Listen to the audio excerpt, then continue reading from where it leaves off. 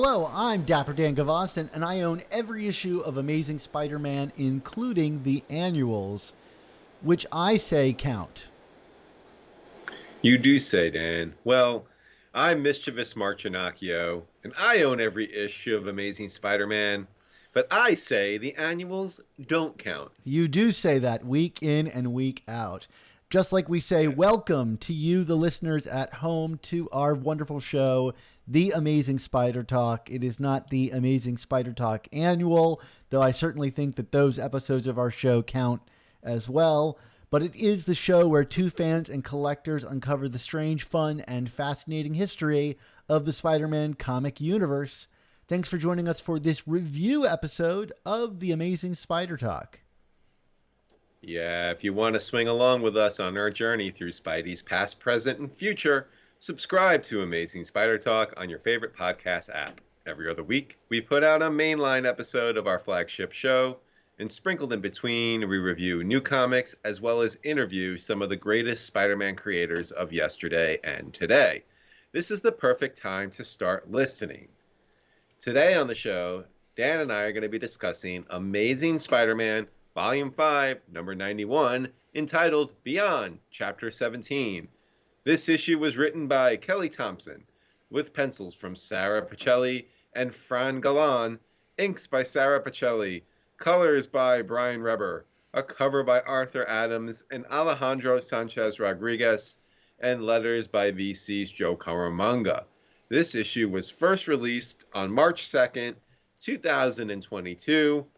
Dan, this was quite the issue. I want to hear a summary of it. I'll tell you, I worked very hard. What did I just read there? What did I just read? I worked really hard on this summary, Mark. And I'm pretty sure I've summarized what happened.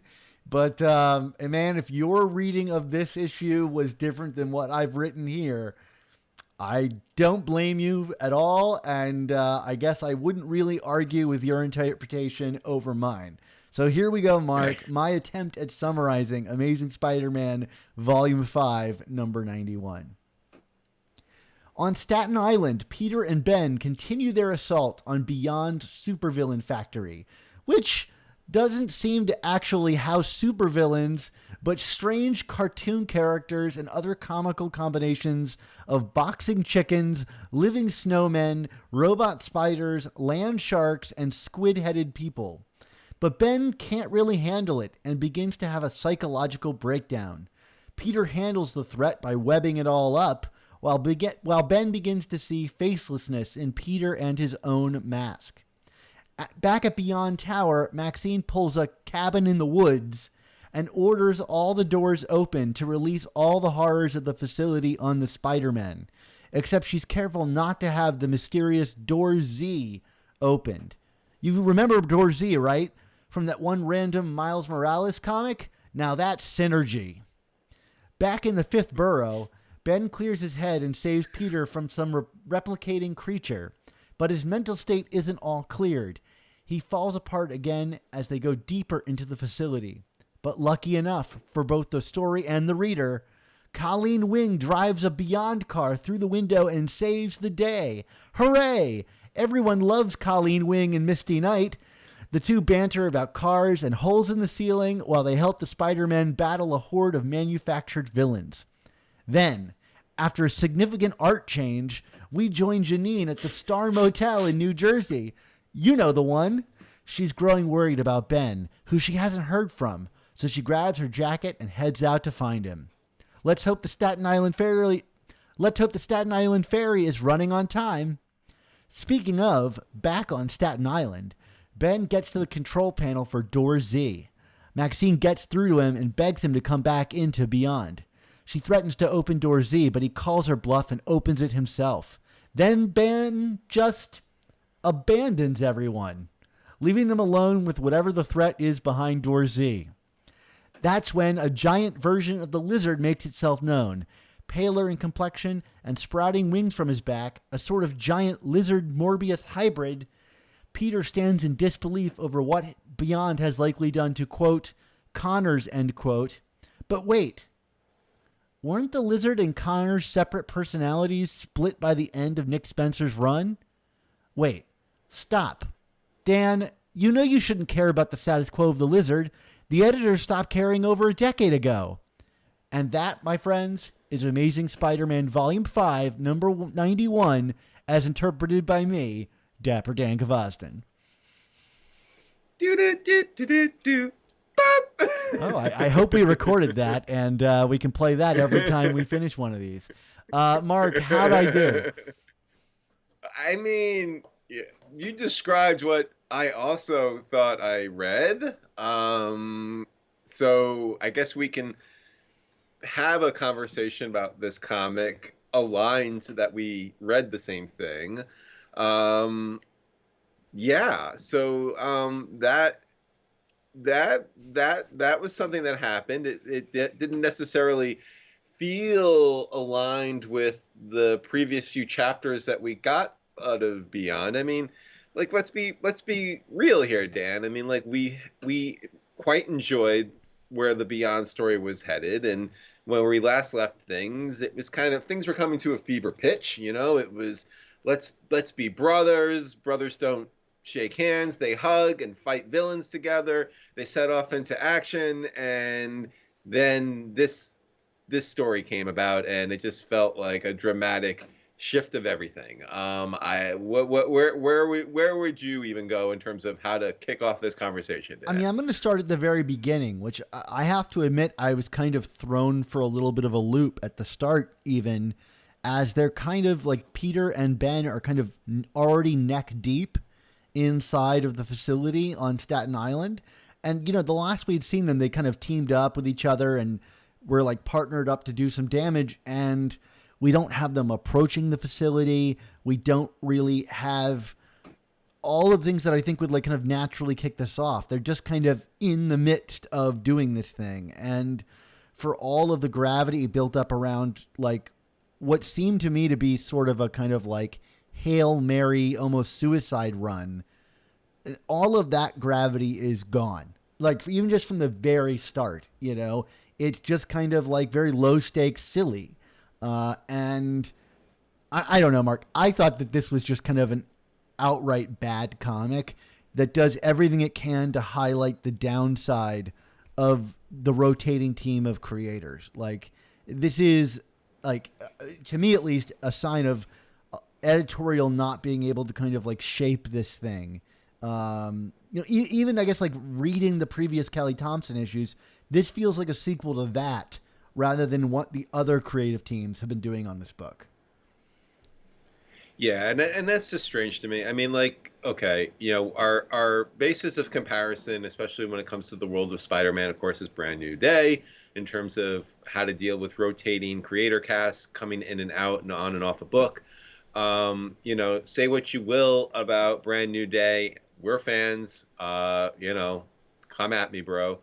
But you know, even with even with the different like creators, like I mean, like, okay, I could tell the difference between like say a Dan Slott issue and a Mark Waid issue, but not like in dramatic ways, in subtle ways. Like there was clearly a writer's room mentality, meaning all the writers were in the same room or in the same virtual room, however they wanted to do it, going, you know, throwing ideas back and forth and creating a cohesive plot. And it was just that different creators took different chapters of that book and told it going forward. Apparently, that's supposedly what happened here with Beyond, but this does not read anything like anything that preceded it outside of, like you said, the other Kelly Thompson issues. And, you know, considering where we were, you know, you had kind of Zeb Wells and Gleason and Jed MacKay kind of, you know, trading off, and it seems like they were cohesive, like that, you know, each chapter was flowing into the next. So to kind of just come at this out of nowhere doing like bad Deadpool humor, like completely cheapening the stakes. You know, we won't even get into the art until later because that is a disaster in its own right in terms of trying to rotate in and out and working with someone like Pichelli who just clearly can't handle the deadlines.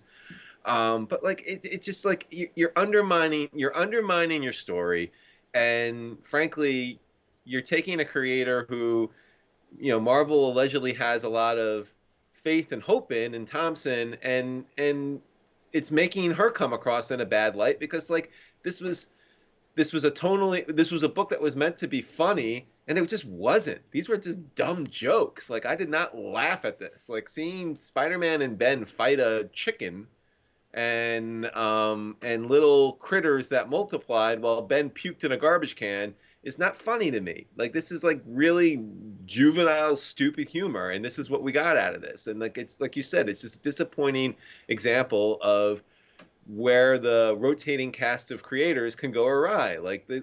Was this book written 6 months ago, unconnected from anything else? Because it felt like it. Yeah, I mean, like, just take a look at the how Beyond is portrayed, right? In both of the story arcs, if you will, of Kelly Thompson's, they're really the Beyond from Next Wave Agents of Hate, which is this kind of satirical take on the Marvel Universe with like silly inventions and the kind of things like the character of like Starro exists in, like just kind of the more like silly side of superhero comics. But I don't think any other writing team has handled Beyond in that fashion, to go from the, Queen Goblin to these villains. It couldn't be more stark, and we're supposed to buy into the threat that this supervillain manufacturing plant is supposed to provide us, and we've gotten some threats, prior to this that we were supposed to buy into. I mean, even like say bring the UFOs back for this fight, that would have been more dramatically kind of apt, I would think. But Kelly Thompson clearly has this different version of Beyond than what kind of everybody else is seeing, and it allows for her to do like silly things. I mean, I guess some people have done Cody Ziegler did the talking sandwiches, but none of the kind of what I would consider the A-listers on this book, which I would say is like Wells, Gleason, and McKay, are dipping into that stuff. And whether that's because they chose not to, but it's still a part of Beyond. I don't know, to have them build up the gravity of Beyond and then have it just kind of be like this like almost joke. It's like, are these people reading each other's books? It's very odd to me. And really the question is, it shouldn't matter if they're reading each other's books. I mean, that certainly would be helpful, but it should be up to editorial to shape these things and make them feel like a cohesive whole, which it definitely doesn't, whether it's like characterization, story plotting, and like you've been saying, tone. Yeah, I mean, for me, if Kelly Thompson wanted to write a Spider-Man story like this, then, and she convinced Marvel to let her, then it should have been like a miniseries or a B-book or something like this. Like, you don't take the main book that's going in one direction and then just completely derail the narrative to bring in this, like, completely, like you said, completely different style and tone that it just clashes in so many inherent ways. Like I mean, it's just, it was confounding, Dan. Like this was, and not to mention, like, we joked in the intro about your summary, but like this didn't even read clearly to me. I mean, they're on quote unquote Staten Island, like, but what about it was it like it was like it's like the Civil War airport scene. It's like generic like background with these like crazy characters in the midst of it, but like it's all meaningless. It's all like jibber jabber. Like, what are we talking about here? Like there was no cohesion, and even just how the story itself was being told, not to mention how it was cohesive with anything else that preceded it in this arc. Yeah, I don't know if it was the art or what, but like I'm reading words on the page, like especially around the kind of geography of this scene, had me very confused. And like this car is coming through the ceiling, but then like they want to web it up, and I don't really know why I should care about that. And we've got the repeated beats of like Ben like suffering at the hands of this mind wipe, but then like Peter covers for him, but then they move like 5 like steps down the hall, and then he suffers from it again. So you're like repeating the same beat just a couple pages later, you have these like big buildups for jokes that don't really pay off. Like we spent 3 pages of this issue on the opening of Door Z and the kind of like stalled reveal of this lizard thing. And it's like going for a joke there, but like it's not a strong enough joke to spend 3 pages on. And I don't know, it's just like very little of it clicked. And whether that's the art combined with the words or whatever, but like there was this real confusion here between the words and the pictures and how everything fit together. And I mean, no, I don't think anybody looks good coming out of this issue. No. And you know, like this is going to be a weird thing to say, but like I really feel bad for Ben in how he's depicted here, because like, you know, you get the sense that, you know, this character is at this major inflection point in terms of, you know, his memory is disintegrating and he's kind of in a panic about it. And again, like I feel like this comic kind of plays it for cheap laughs instead of for the tragedy that's unfolding here. I mean, like clearly this character is losing himself, and you know, thanks to the power of solicitations, that we know that, you know, this is headed towards a conflict of some sorts between Ben and Peter because of what's happening here. We've been putting a lot of weight on that cover. Well, but they also said that this comic, what was it? It will traumatize you. It will traumatize you. Yeah, nothing. I think even Patton Oswalt was making fun of that on Twitter. That like there's no better way to sell a comic than suggesting it's going to traumatize you. Fair enough.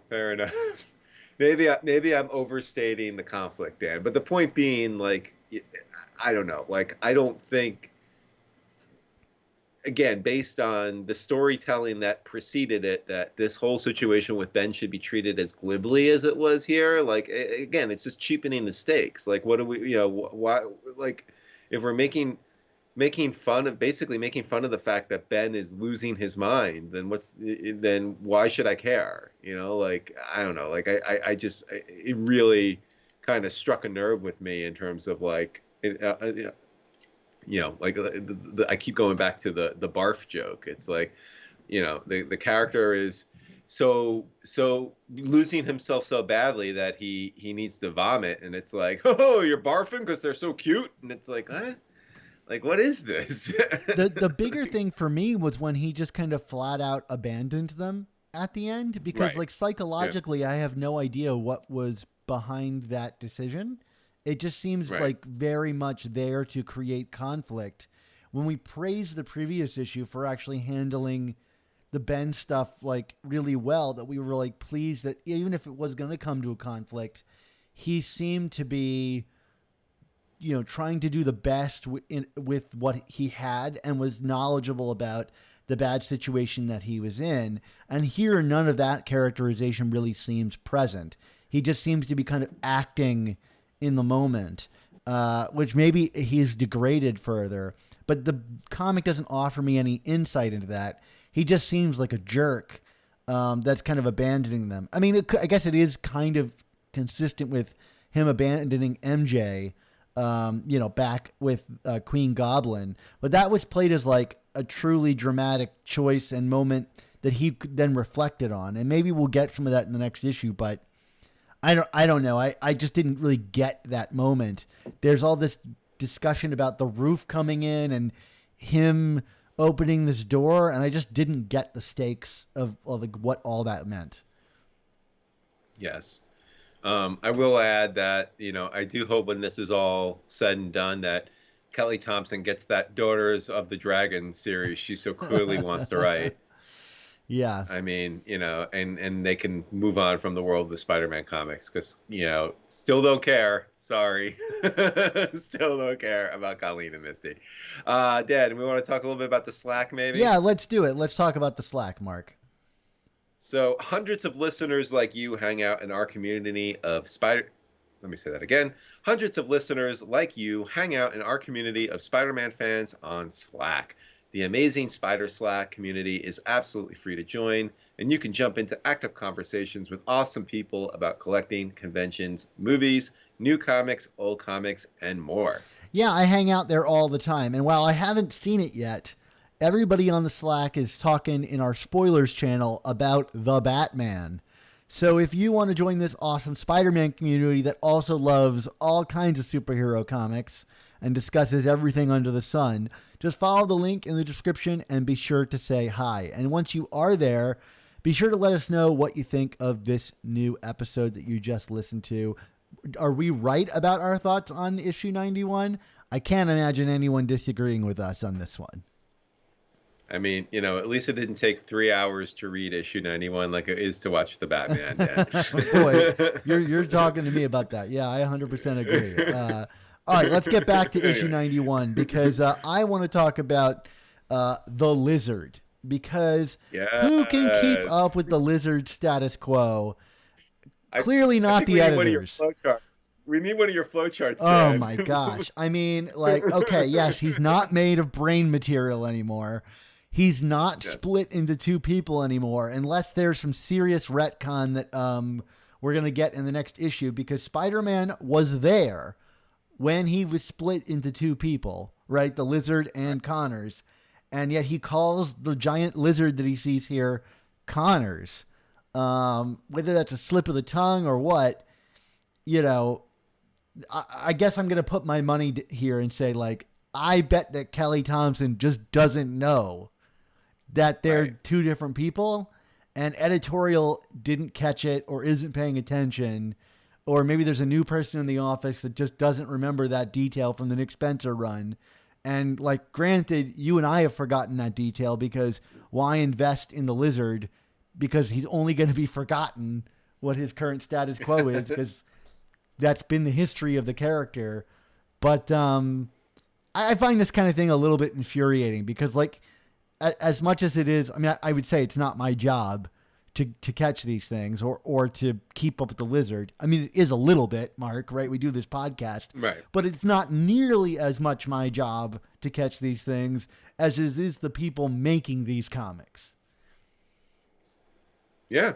I mean, beautifully said, Dan. I mean, I don't know what I can add as an exclamation point to any of that. I mean, I have frankly have lost track, and you're doing a better, more astute job than I am of keeping track. But that's the thing. Does it even matter anymore? Because it's it just feels like whoever the writer du jour is on the book just creates their own status quo for the Lizard, and that's that, and we just have to kind of roll with it. So I don't know. I would think for one of the legacy Ditko Lee characters that there would be a little more attention paid, but that's clearly not the case. And I mean, whatever the reveal is, I think. Let me rephrase this.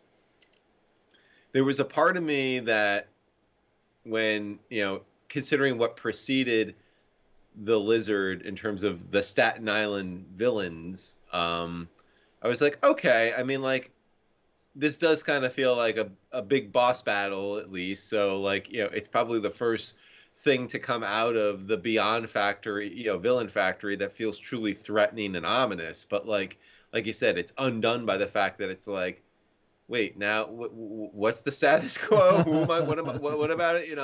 So yeah, maybe taking the Lizard and Morbius and kind of hybrid the characters could be I don't want to say interesting, but it demonstrates the maliciousness of Beyond in an effective way. But it's like I said, it's just undone by the fact that we don't actually. It just seems to ignore prior continuity. So what are we actually caring about here, I guess? Yeah, I mean, it's one thing for it to ignore prior continuity if it's something that's obscure and buried, but this was just 20 issues ago, that we had the status quo of the Lizard being separate from Connors. I mean, again, the next issue could come out and make fools of us here, right? Which is to say, they're going to show us how the Lizard and Connors were rejoined by the isotopic genome accelerator turned on reverse.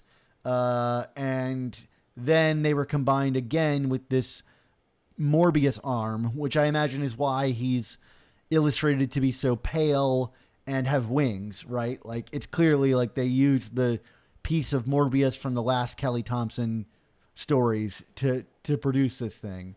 I don't really care, and it would be stronger if if they did do this to Connors, right? Like if there's a human element to it, the monsterness of Beyond gets increased versus if they just found a giant lizard in the sewers and were like, let's experiment on it with this piece of the Morbius torso.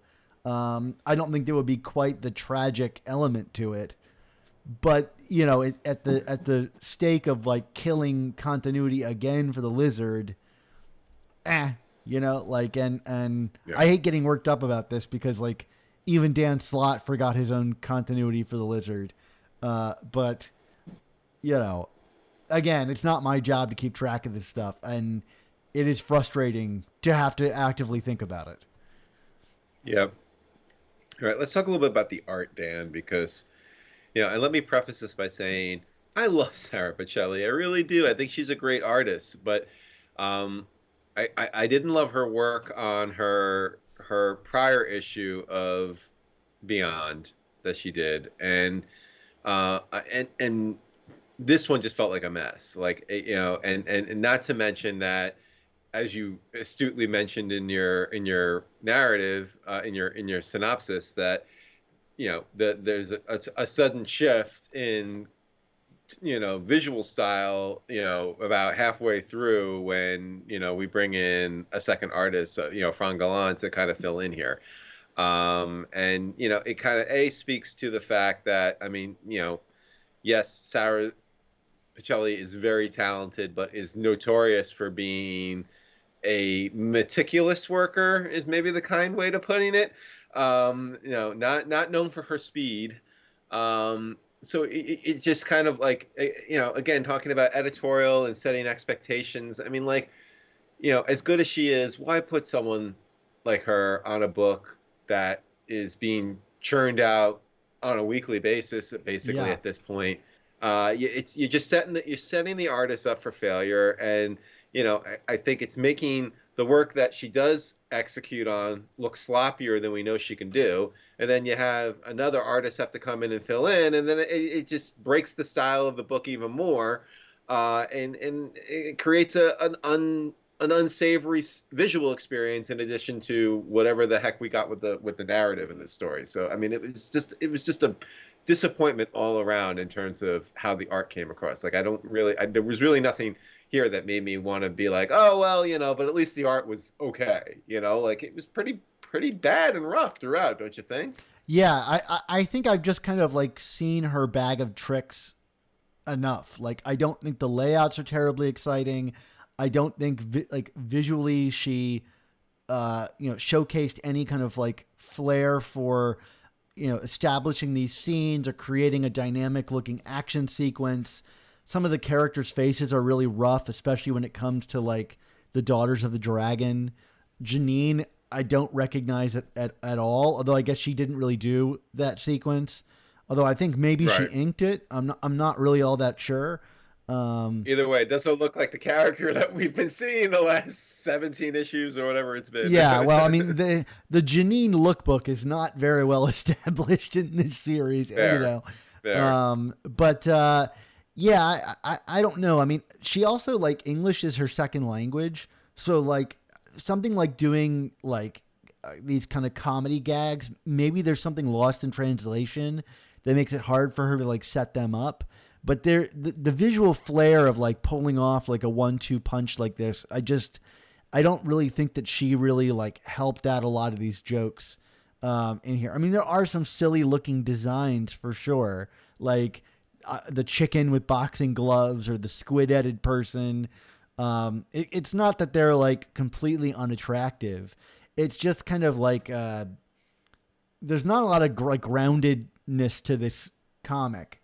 So I don't know. I mean, it's again, tonally, all of this is just very silly. And, she clearly was kind of drawing this as a like buddy comedy. But even then on a book about clones, there's a lot of panels where they're in like silhouette.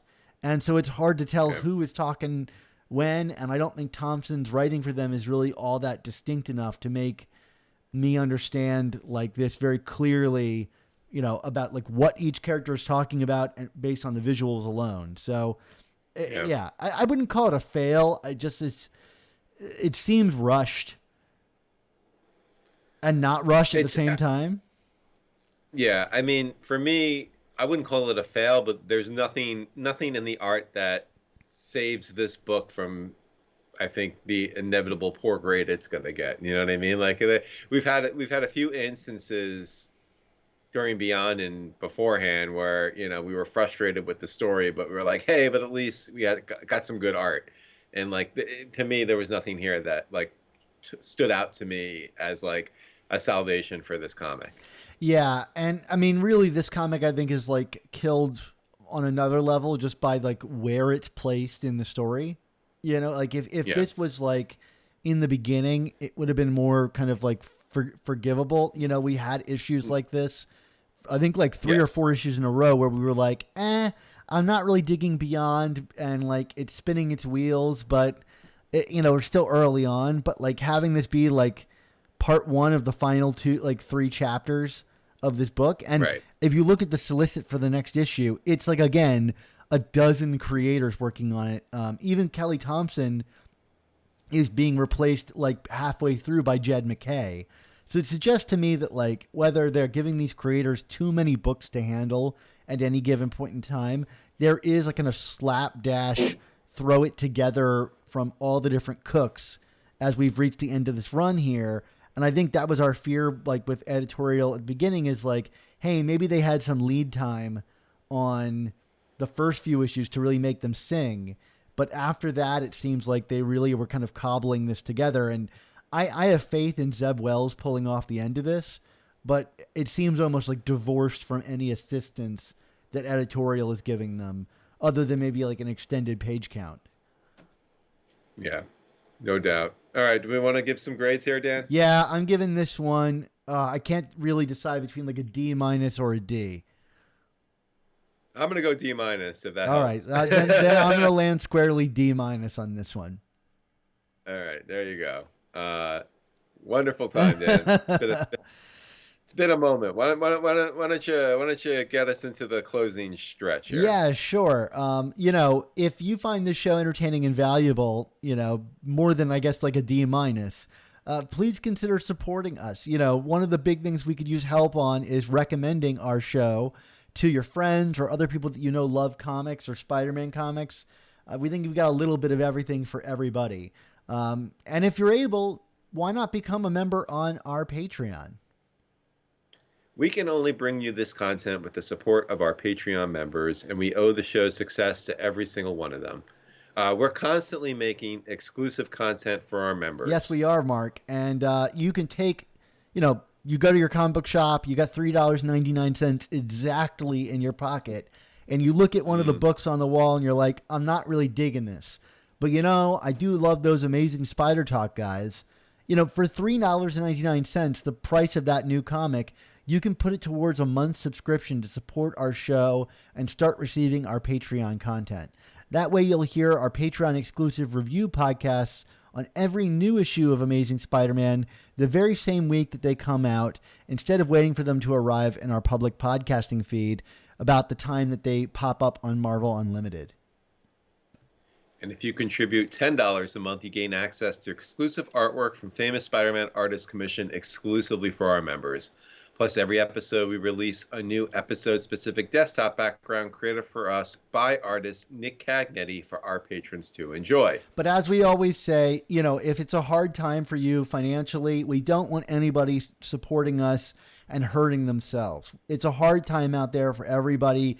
Gas prices going up, the world in chaos. So we totally get it. But if supporting your favorite Spider-Man show does bring you some joy, it'll also help us out to continue doing these shows. So you can sign up by clicking on the link in the description of this podcast.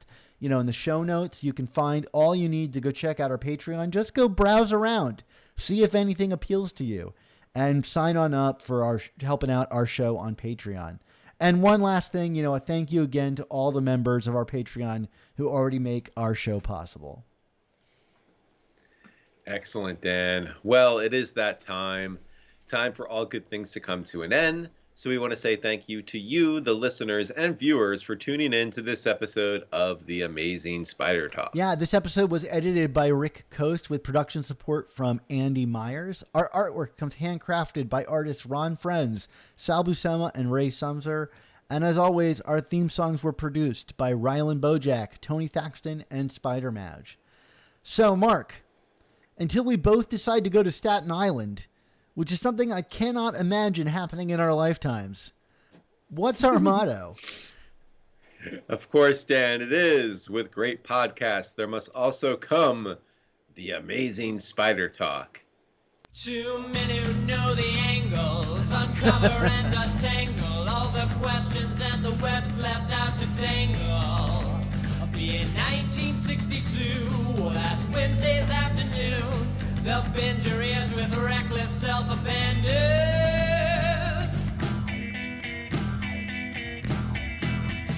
The amazing Spider Talk. The amazing